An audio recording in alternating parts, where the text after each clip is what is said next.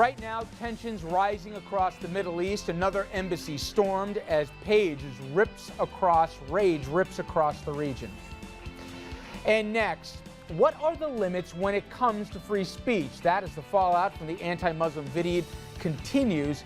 And so many are asking here if hate speech ought to be regulated in America. Plus, guns in America. A new poll is out suggesting there may be more of an appetite for regulation than many of you may have imagined. Good evening, everybody, and welcome to RFL. I'm Richard French, and thank you so much for joining us this Friday evening, September 14th. Now, anger among hardline Muslims, it escalated today with anti-American demonstrations seemingly all across North Africa, through much of the Middle East, and reaching as far as Asia. That as protests moved from embassies and consulates to other easily identifiable American institutions, like even things as fast food restaurants. Now, the first of the elite Marine fast teams already in the region, as the bodies of the 4 casualties, all working at the U.S. consulate in Benghazi, they returned home stateside this afternoon. That after 4 days of protests and violence, it is feared anti-American activity will only worsen in the coming days. Now, what began as protests in Libya and then Egypt on Tuesday has now spread to Yemen and Tunisia. The attack in Libya, as you know, has left 4 dead and was apparently designed as a strike on 9/11. Just days before the attack, there were warning signs, it turns out. Al-Qaeda's leader released a video urging Libyans to retaliate for the death of a Libyan-born militant killed by U.S. drones. Now, although there are questions as to how much of a role an amateur film called Innocence of Muslims actually played into the killings in Libya, almost everyone agrees that the protests now ripping through the Middle East were ignited, or at least the film served as an accelerant.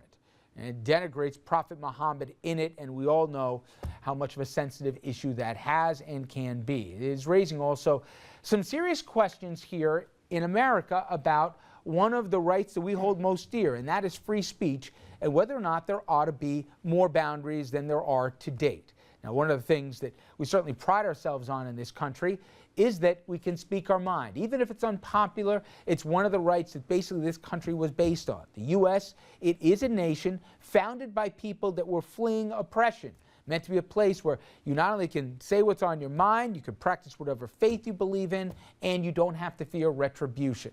But in the digital age, speech always seems to have a worldwide megaphone, and that fact that some ex-con from California could just make a poorly made amateur film and cause uprisings halfway across the world, damaging not only relations but a very tenuous situation in the Middle East in the process. So, questions now arise about the limits of free speech once again. Now, every liberal democracy in the world, it has laws against hate speech.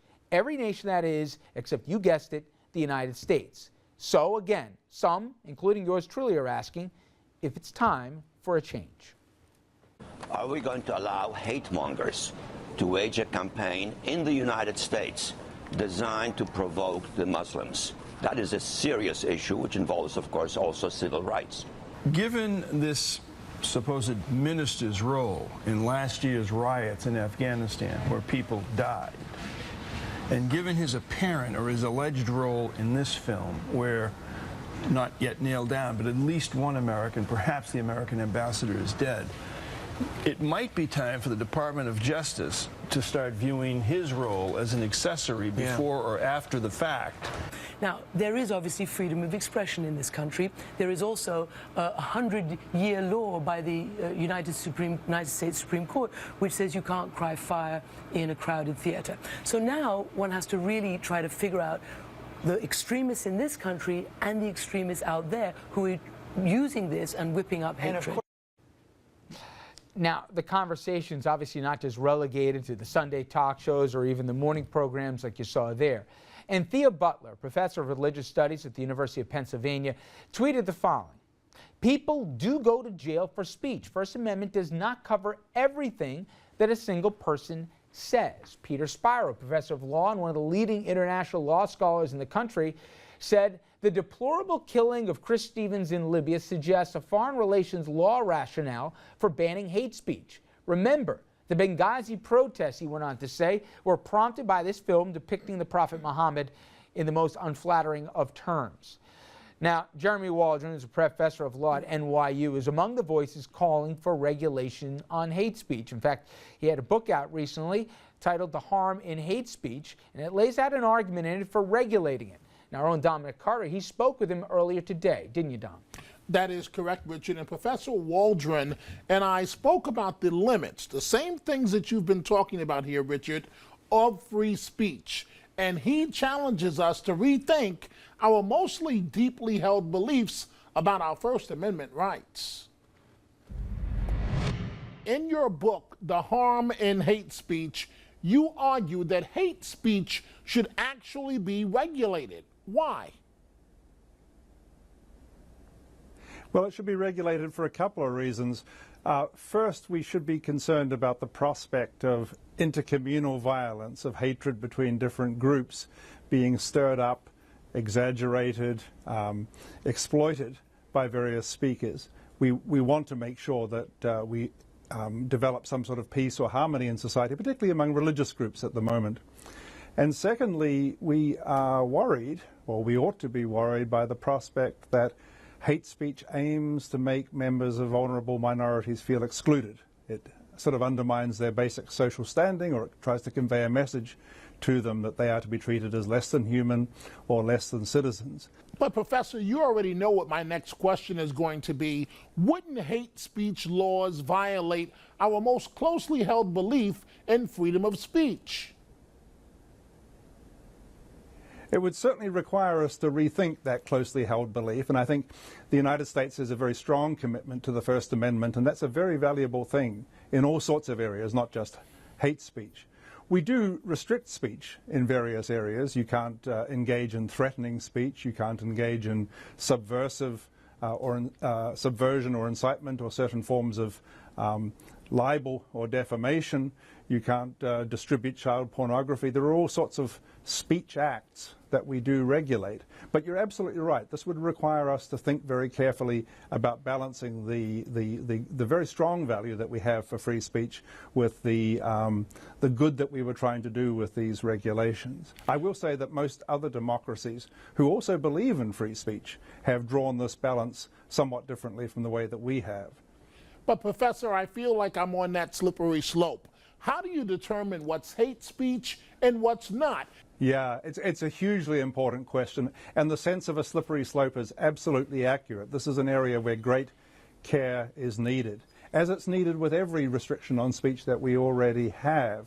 So you need to have, first of all, a very well-drafted statute, making it clear that you're dealing with particular abusive and threatening and insulting language that aims to stir up hatred between different racial groups or different ethnic or religious groups.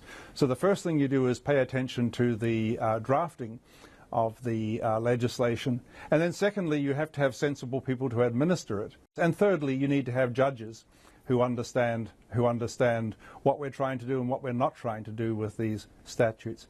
The final thing I'd say, Dominic, is that you really need to make sure that there are various exceptions and safe havens whereby people can say what they want to say, only not necessarily in a public context that is abusive or insulting.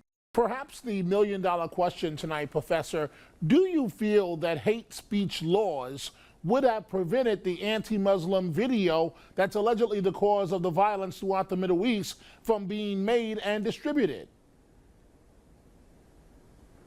It's really hard to answer that question. For one thing, there's an enormous practical difficulty, as Secretary of State Hillary Clinton said yesterday, in actually preventing the dissemination of this material, even if we were legally entitled to do so. But secondly, it's interesting. The hate speech laws that you have, for example, in Great Britain, make this a very, very close case, because although it prohibits stirring up hatred against a group of religious worshippers, say followers of Islam, it specifically exempts attacks on the religion itself or attacks on the founder of the religion. It draws that distinction between attacks on the believers and attacks on the beliefs. And from what I saw of that video, I watched most of it this morning, it is mostly an attack on the founder of the religion, an attack on the religion itself, although near the beginning of the video, the thing is framed as an attack on Muslims themselves. You already know this final question, Professor. Justice Oliver Wendell Holmes once said that free speech would not protect a man falsely shouting fire in a theater and causing a panic. Is the anti-Muslim video an example of shouting fire in a crowded theater? I think a reasonable case could be made. Those who made this video intended to cause a panic, in my view, or they did so with what we might call in the law depraved indifference as to whether a panic would result or not.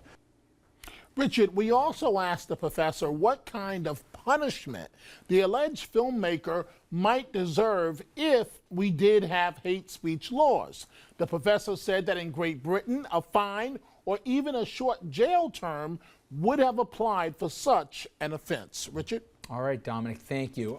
Now, I want to remind everybody at home here, we're going to debate this, and I want you to join into the debate as well. The toll-free phone line's open right now. You see the number there on your screen, 38766-2428. Regarding this video, do you think we in the States need to join most of our allies here in the Western world and now criminalize hate speech, or do you think that, hey, free speech, it doesn't have to be pretty, but it needs to be protected, warts and all? All right, let's bring in our panel on this. Bill O'Reilly, the good one, a GOP media consultant. He's worked on a number of campaigns. Thanks a lot, Bill. Richard Oliver, a former prosecutor who worked for the UN for over 20 years. He's lived all across the globe, including Libya. Senior political correspondent Andrew Whitman, and of course, you met Dominic Carter. All right, guys, I'll go around the table, and Andrew, I'll start with you.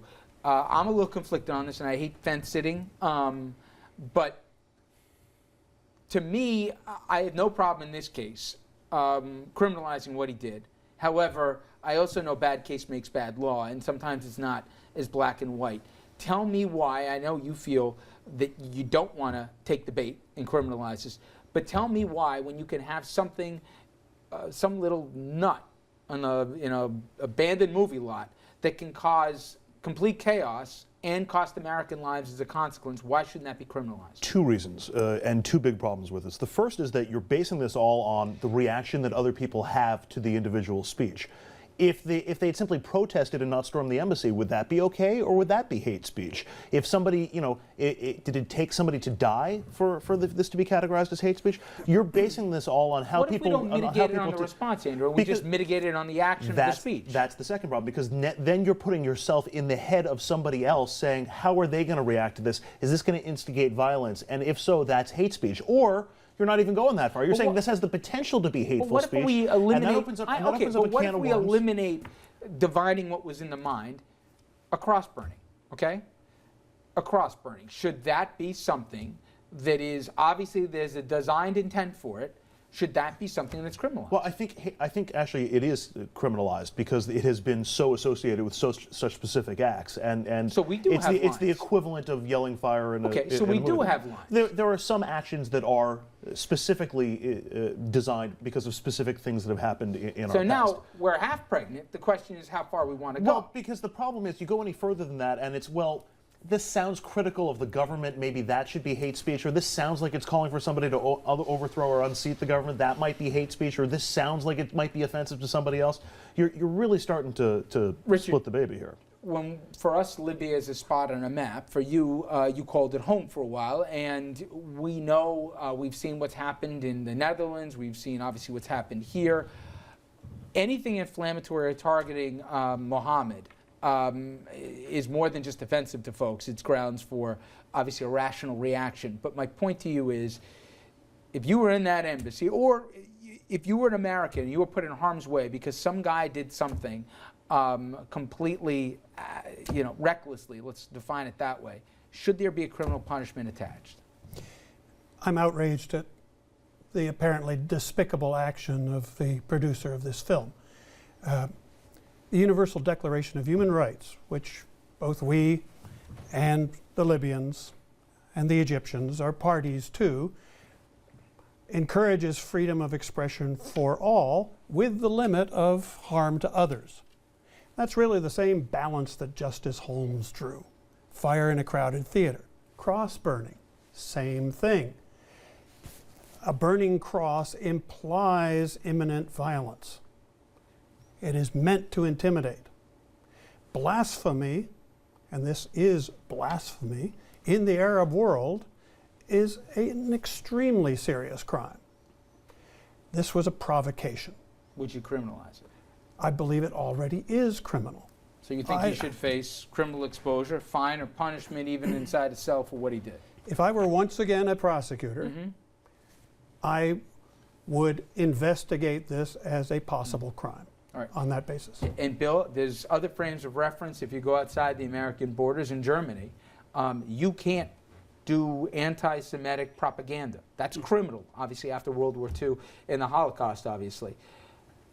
We've seen what happens. Now there's a precedent, there's a cause and effect. If somebody introduced here criminal action or consequences for the next person who makes an anti-Muslim movie, are we going too far, or do you think it's warranted? I mean, first of all, I don't know whether to laugh or to shout, because here we have people storming U.S. embassies in more than a dozen countries around the world, burning things, smashing in windows. Completely unjustified. And we're discussing our First Amendment. I mean, that's just insane. Like, within 48 hours, we're arguing about our First Amendment based on what they're doing overseas. It's madness. And I agree there is a distinction. There's a distinction between, for example, putting graffiti on a synagogue and painting a swastika on a synagogue. There is a fine line there. There's a legal line there. But the fact that we're being introspective here and arguing our own First Amendment. We're talking about American interests, though, also. But it's not just being apologetic, because that's not what I'm doing, and obviously condemn not only the violence and the killings, but anyone who stormed an embassy and attacked innocent people is completely as misguided as the person who made the movie. I'm just saying, imagine now it's you're my family sitting in a Benghazi embassy right now, and some did some movie out there. Yeah. Forget that I want to strangle the guy. There should be a disincentive for the next idiot to burn a Quran, or the next guy to put something on YouTube. I think there should be a penalty for making a film that bad. I mean, anyone who's seen it, it's beyond belief how bad it is, the production value of it. But the people who turn these demonstrations on could find a trigger anywhere. They could go through American literature and find a book kicking around. They could find something in the Bible. They can find an excuse to turn on the thing and use it as a hook. But if you pour the accelerant, they'll find the accelerant. There's no end, but there's no end to it. There's no end to it. Well, let's keep the conversation going after the break, and we'll go to that end, and we'll also bring in our audience here. You know the phone number, everybody, right there on your screen. You've heard from the table, and then Dominic. We will hear from him and you after this. Please stay with us.